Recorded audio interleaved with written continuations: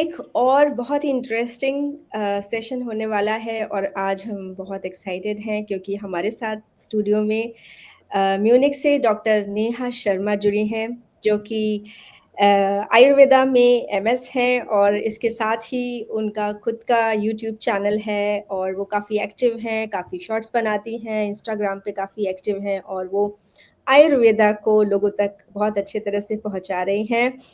मैं उन्हें इंट्रोड्यूस करूँ उसके साथ ही मैं कुछ लाइन्स पढ़ना चाहती हूँ जो उन्होंने अपनी सोशल मीडिया में लिखा है and I found it very interesting to share with you. The simplifying real Ayurveda science and preventing people from hospitals bills. Doctor Neha आपका बहुत बहुत स्वागत है हमारे इस प्लेटफॉर्म पे जहाँ पर हम बहुत सारे एक्सपर्ट्स को लेकर आते हैं और उनके साथ डिस्कस करते हैं उनके स्पेसिफिक फील्ड के बारे में और जो भी चीज़ें जुड़ी हुई हैं जो जानकारी हमारे व्यूअर्स के लिए इम्पोर्टेंट है हम वो सारी चीज़ें डिस्कस करते हैं। तो इस प्लेटफॉर्म पर आपका मैं बहुत बहुत स्वागत करती हूँ। धन्यवाद Shraddha ji. Thank you so much. Thank you so much for having me. Ayurveda पे जब हम बात करते हैं तो we feel too much Indian because हम भारत से आते हैं और हमारे पास पुरातन जो चिकित्सा प्रणाली है आयुर्वेदा उसको हम समझते हैं कि इस पर हमारा एक क्षत्र अधिकार है। आप पूरी तरह से इस फील्ड पे समर्पित हैं। तो सबसे पहले तो ये बहुत एक अच्छा अवसर है कि मैं आपसे जानूँ आपके तरीके से कि आयुर्वेदा क्या है और किस तरीके से ये हमारी लाइफ को प्रभावित करता है? श्रद्धा जी, आयुर्वेद का अर्थ ही है जीवन का ज्ञान। इसमें जो आयु शब्द है, आयु मीन्स लाइफ एंड जो वेदा का अर्थ है वो ज्ञान। So the science of life is itself known as Ayurveda. Ayurveda बहुत पुरातन है, ये ब्रह्मा जी द्वारा रचित है। ब्रह्मा जी ने जो आयुर्वेद है ये बोला जाता है कि 1 लाख श्लोकों में ये बताया था और ये शुद्ध ज्ञान है जिसे हम ओरल नॉलेज बोलते हैं। हुँ, और 1 लाख श्लोकों में बताया था और 1000 अध्याय के रूप में दिया गया था। हुँ, और इसका वर्णन हमें सुश्रुत चिकित्सा पहला अध्याय श्लोक में मिलता है। उसके श्लोक में ये वर्णित है कि ये ज्ञान जो है ब्रह्मा जी द्वारा 1 लाख श्लोकों में और 1000 अध्याय में बताया गया था। ब्रह्मा जी ने फिर ये दक्ष प्रजापति जी को दिया। दक्ष प्रजापति जी ने आगे फिर इंद्र जी को दिया और इंद्र भगवान ने आगे ये अपने डिसिपल्स को दिया। हुँ, तो सुश्रुत संहिता में के अनुसार ये भारद्वाज ऋषि जी को गया। फिर ऐसे ऐसे उनके डिसिपल जो थे सुश्रुत थे, फिर उन्होंने ये हुँ, पूरा ज्ञान लिखा हुँ, क्योंकि उनको पता था कि मनुष्यों के पास बाद में इतनी बुद्धि नहीं रहेगी, इसलिए ये ज्ञान को लिखना जरूरी है। तो फिर हमारी संहिताएं चरक संहिता, सुश्रुत संहिता आई हुँ, और इसका वर्णन हमारे वेदों में भी है। आयुर्वेद का वर्णन, जो आयुर्वेद का वर्णन वेदों में आता है उसमें जो हमारा अथर्व वेद है, हुँ, चौथा वेद माना गया है, तो अथर्व वेद में आयुर्वेद का वर्णन प्राप्त होता है। सो ये जो ज्ञान है ये बहुत ही पुरातन है और हमारी धरोहर है, सनातन की धरोहर है कि हमारे पास ये ज्ञान है। बहुत अच्छी व्याख्या की आपने और मैंने पहली बार इस चीज़ को इतने विस्तार से समझा है या जाना है। तो आयुर्वेद हमें हमारे जीवन की डिफरेंट स्टेजेस में अलग-अलग तरीके से मदद करता है। लेकिन अगर हम किसी खास अवस्था में हैं, जैसा कि हम आज का टॉपिक तो हमारा आज का टॉपिक यही है कि पोस्टपार्टम जब आप बेबी की डिलीवरी हो जाती है और उसके बाद में आप एक माँ भी होती हैं और फिर आपको अपना भी स्वास्थ्य का ख्याल रखना होता है। तो ऐसे समय में आयुर्वेद किस तरह से एक नवप्रसूता को या जो एक न्यू मॉम है उसे कैसे हेल्प कर सकता है और कैसी-कैसी कुछ एक कॉम्प्लिकेशंस होती ही होती हैं, उनको कैसे मदद मिलती है आयुर्वेदा से? इसके बारे में बताइए। आयुर्वेद, आजकल देखिए आयुर्वेद को हर चीज को आयुर्वेद से जोड़ा जा रहा है। लेकिन मुझे बताने में बहुत खुशी होगी कि बहुत सारी चीज़ें जो हैं, बहुत सारे विषय, वो पहले से ही आयुर्वेद में हैं। एग्ज़ाम्पल के तौर पे हम लेते हैं, अगर हम बात करें सर्जरी की, अगर हम बात करें गायनी की, या फिर हम बात करें कुमारभृत्य की, पीडियाट्रिक्स की, तो इसका वर्णन पहले से ही आयुर्वेद में बताया गया है। हुँ, जैसे जो उसकी संहिता हैं, चरक संहिता, सुश्रुत संहिता, वाग्भट, ये सारी जो बृहत त्रयी हैं, जो 3 बड़ी बुक्स बोली गई हैं आयुर्वेद की, हुँ, उनमें बहुत सारा ज्ञान है। अब हुँ, आयुर्वेद आप ऐसे ले लीजिए कि ये पूरी आयुर्वेदिक विषय है, हुँ, राइट? एक सब्जेक्ट है, लेकिन इसको आगे भागों में बाँटा गया है। आयुर्वेद में हम गायनी की बात भी करते हैं, आयुर्वेद में हम शल्य चिकित्सा, सर्जरी की बात भी करते हैं, आयुर्वेद में हम ईएनटी की बात करते हैं, आयुर्वेद में हम पीडियाट्रिक्स की बात भी करते हैं। तो बहुत सारे, इवन आयुर्वेद में हम टॉक्सिकोलॉजी की बात करते हैं, जिसे अगत तंत्र बताया गया है कि कौन-सा अगर बिच्छू के काटने से कैसे सिम्पटम्स और साइन्स आएँगे और उसकी चिकित्सा कैसे की जाए, ये तक आयुर्वेद में वर्णित है। और जहाँ तक बात आती है प्रसूता की और प्रसूति के बाद की, तो उसका वर्णन भी आयुर्वेद में आया है। उसका वर्णन हमारे सुश्रुत संहिता में शारीर स्थान में हुँ, बहुत सारे चैप्टर्स हैं जिसमें गर्भ का वर्णन, गर्भ अनुमासिक क्रिया, मासानुमासिक क्रिया, कि ये गर्भ क्या कैसे बढ़ता है। होता है? अच्छा ठीक है। Development of the foetus. हाँ, hmm, development of the foetus, hmm. और उसके बाद उसकी डिलीवरी कैसे होती है प्रसूता की, जो उसका पोस्टपार्टम कैसे होना चाहिए, ये सब चीज़ें बताई गई हैं। तो क्या आजकल हम लोग सीधे समाधान खोजते हैं, कहीं से भी मिल जाए और ख़ास तौर पर जब हम जर्मनी जैसे देश में रहते हैं, जहाँ पर हमें हर चीज़ इतनी आसानी से नहीं मिल पाती है कि अगर हम आयुर्वेद में कोई चीज़ हमें डॉक्टर ने लिखी है, तो हम जाएँगे शॉप से और हमको मिल जाएगी। ऐसे में ऐसी कौन-सी चीज़ें हैं जो अगर उनकी बॉडी पेन है या कोई रिकवरी प्रोसीजर है, उसमें हेल्प करता हो, वो क्या कर सकते हैं? ये बहुत अच्छा मौका है आपसे जानने का यहाँ। तो जो हमारा पोस्टपार्टम टाइम होता है, वो बेसिकली हम 6 मंथ्स को लेके चलते हैं, हुँ, हुँ। Physical postpartum time. बल्कि मेंटली एक औरत को फिर से अपना पूरा पाने के लिए, अपने आप को पूरा पूरी रिकवर तरह करने से, के लिए। हाँ, पूरा करने के लिए इट माइट टेक 2 इयर्स और 3 इयर्स आल्सो, अच्छा, ओके। हार्मोन्स को वापस आने में और हुँ, सब हुँ। कुछ फिज़िकली बिल्कुल फिट होने में। हुँ, हुँ। बट फिज़िकली हम 6 महीने का लेके चलते हैं हमारा पोस्टपार्टम। उसमें से जो 45 फर्स्ट डेज़ होते हैं, they are very important. Hmm, hmm. Why they are important? Because woman has gone through that all the pain, hmm, हुँ। और उसको पेन, मेंटल पेन भी होता है, साथ में बॉडीली पेन भी होता है, हुँ, hmm. Because she has given birth to the child. Hmm, लेकिन मेंटल स्ट्रेस इसलिए होता है बिकॉज़ वो जो पेन होती है वो इतनी बुरी होती है, अगर वो सी सेक्शन से ना जाके अगर वो नॉर्मल डिलीवरी करवाती है, तो हुँ। वो बहुत ही एक दुखदाई चीज़ रहती है, जो उसको सुख का अनुभव देती है बाद में, because child has already in the या वर्ल्ड। या तो वो जो, और जो 45 डेज़ बोले गए हैं वो आयुर्वेद में वो बहुत इम्पोर्टेंट बोले गए हैं, because that those are the days, उनमें हमें बॉडी की बहुत ही केयर करनी होती है। हुँ, हुँ। जैसे? जैसे कि मैं आपको बताती हूँ कि बताया गया है जो हमारा बेबी बॉर्न होता है, हुँ, हुँ। तो अपान वायु की वजह से होता है, बिकॉज़ अपान वायु जो, वायु के 5 प्रकार बताए गए हैं और हुँ, उसमें हुँ। से एक अपान वायु है, जो नीचे स्थित रहता है एनोरेक्टल रीजन में, ठीक है, and it is responsible for the evacuation of everything from that area. Okay. तो जब अपान वायु का विकार होता है, उसी की वजह से बेबी जो बॉर्न होता है, हुँ, हुँ। हुँ। तो उसमें क्या होता है कि अ, अपान वायु उल्टी-सीधी हुई, थोड़ी बढ़ गई, हुँ, और हुँ। उसके बाद जो कहते हैं ना पुराने समय से कि वात का प्रकोप हो जाता है, right. Hmm, hmm. That is very true. So hmm. उसको वात को कम करने के लिए, वात दोष को कम करने के लिए हमें बहुत ही सावधानी पूर्वक वो 40 दिन को यूटिलाइज़ करना होता है, ताकि हमारी बॉडी हार्मनी में आ सके। हुँ, हुँ। सो उसके लिए सबसे पहले हमें ध्यान देना होता है कि हम पहले तो माँ की केयर करें, हुँ, बहुत हुँ। अच्छे तरीके से। न्यू मॉम की केयर होनी चाहिए। मॉम की केयर हुँ। बहुत अच्छी होनी चाहिए, because that is a memory which will last with her for years and years. You know.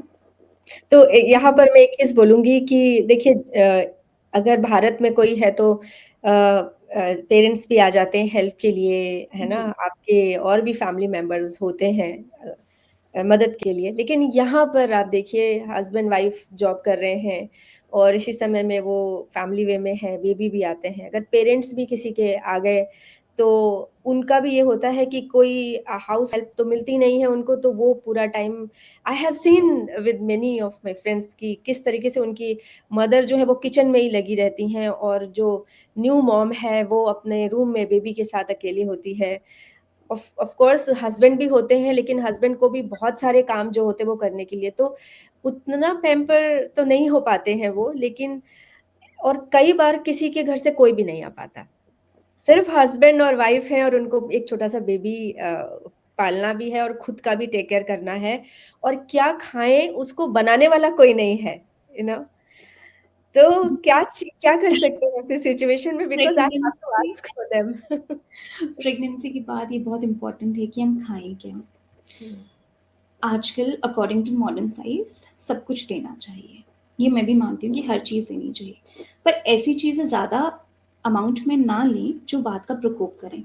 For example जो बड़े चने हो गए, ठीक है। चने की दाल, उड़द की दाल हुँ, या काले उड़द की दाल, हुँ, ये हुँ, सब चीज़ें जो हैं वो बाद का प्रकोप करती हैं। हुँ, तो हुँ, उसको थोड़ा अवॉइड कर सकते हैं हम। आप सिंपल नॉर्मल खाना खाइए, you don't have to take care of your diet so much कि आप पूरा टाइम से खाना बनाने में बिज़ी रह जाएँ। हुँ, हुँ, एक सिंपल है सौंफ, जीरा, हुँ, हुँ, इलायची हुँ, और हुँ, अजवाइन इसका पानी हुँ, हुँ। पूरा कैसे दिन। बनाना है ये? ओके, सो आप इसको हाफ हाफ स्पून इन सबका हुँ, हुँ, सौंफ, अजवाइन, जीरा और इलायची, इनका हाफ हाफ स्पून आप ले लेंगे और 3 इलायची या 4 इलायची। हुँ, आप इसको 1 लीटर पानी में बॉयल करके रख लें हुँ, और पूरा दिन इसको लेते रहें।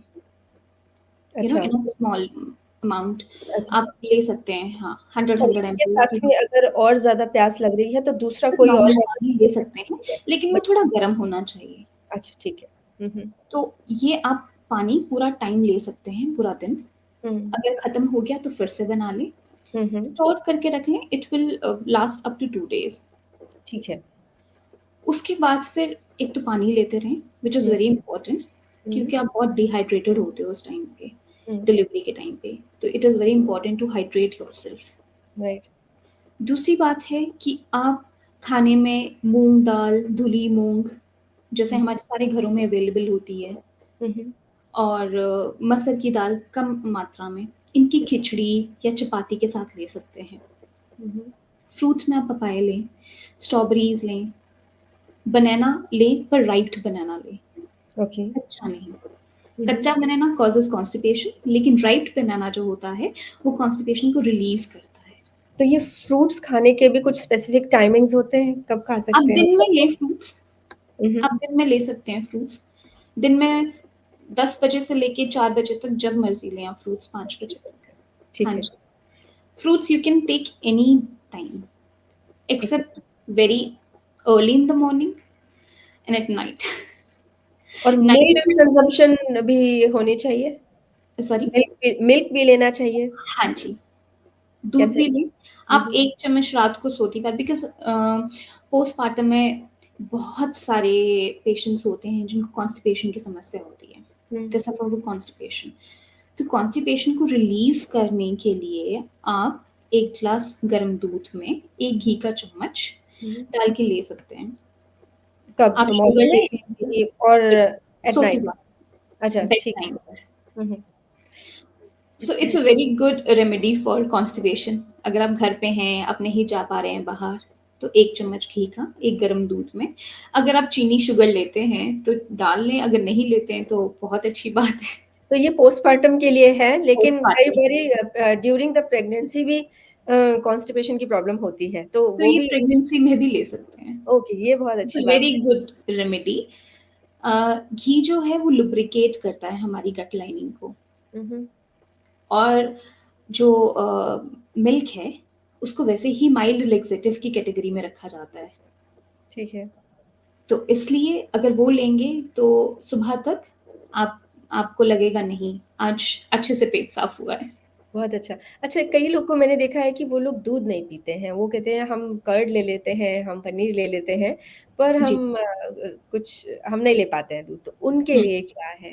कई लोग दूध नहीं ले पाते हैं, वो कहते हैं कि हम लैक्टोज़ इंटॉलरेंस हैं। हुँ, हुँ। तो उसके लिए हम ये कर सकते हैं कि उसके लिए हम रात को सोती बार गर्म पानी में 1 चम्मच घी का ले सकते हैं।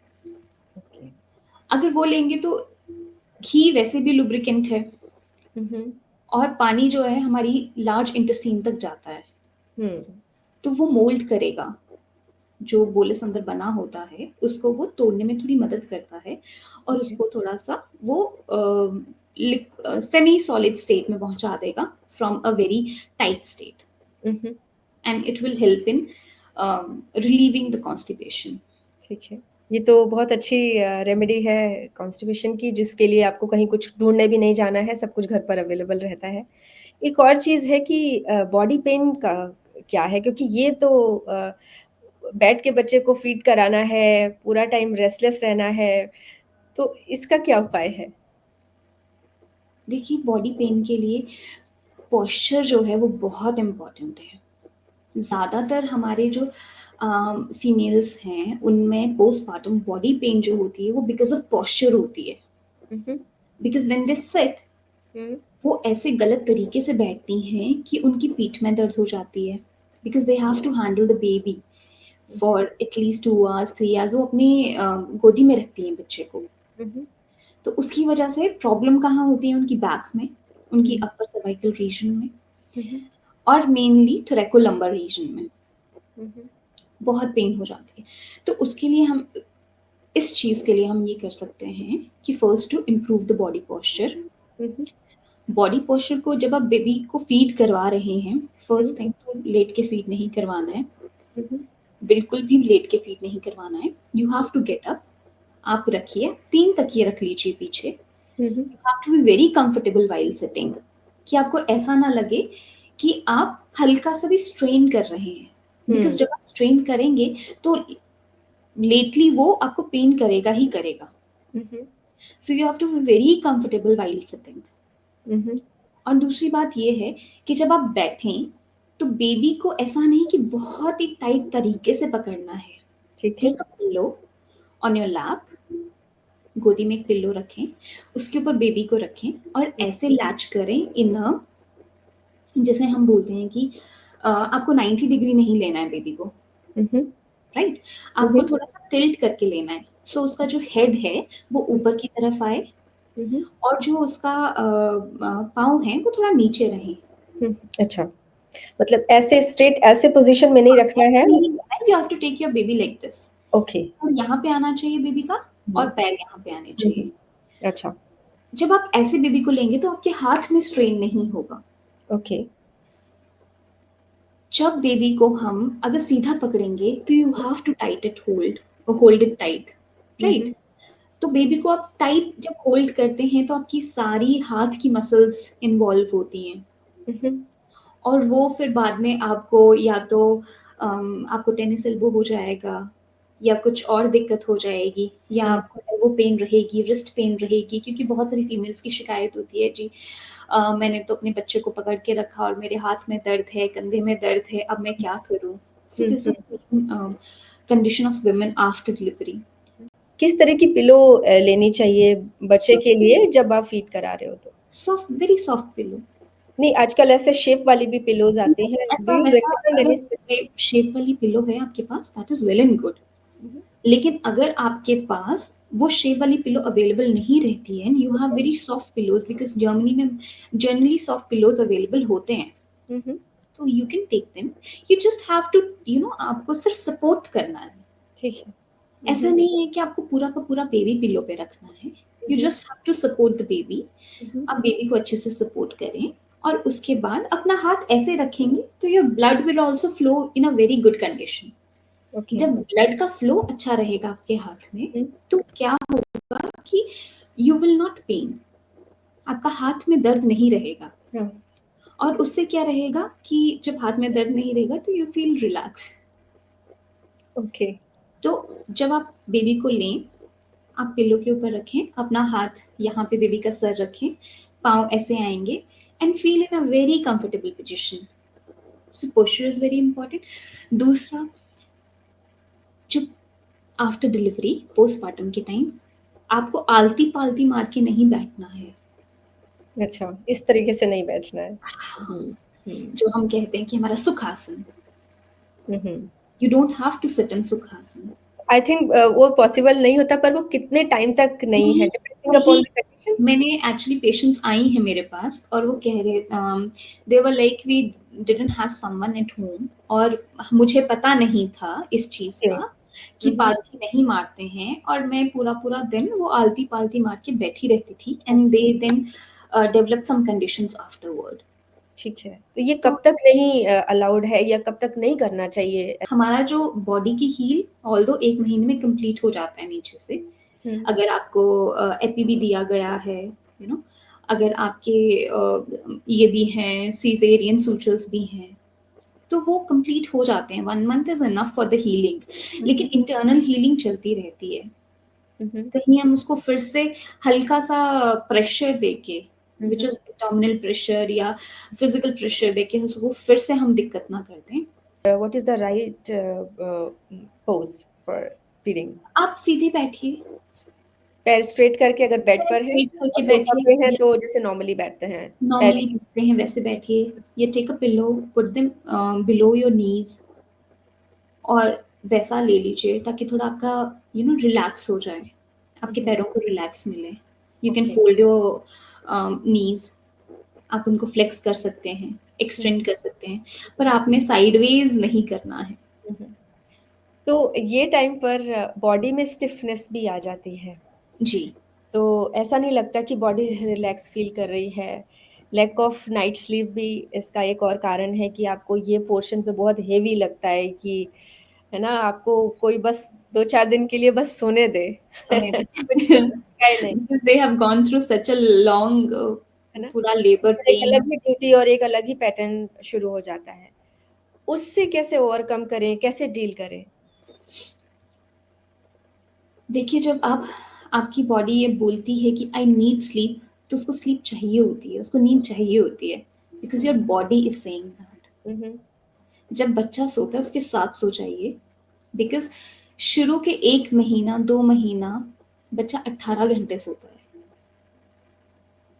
देन नेक्स्ट 3rd मंथ ही और she will baby will sleep for 16 hour, 15 hour, फिर इन उसका स्लीप 24 आवर्स। हाँ, फिर ओके। उसका स्लीप टाइम कम होता रहता है। बट जब मदर को रिकवरी की ज़रूरत होती है फर्स्ट 2 मंथ, 3 मंथ्स, तो बेबी भी बहुत ज़्यादा सोता है। हुँ, हुँ, baby will sleep for 18 hours, 17 hours, even 20 hours. हुँ, हुँ, वो उठेगा, दूध पिएगा और फिर सो जाएगा।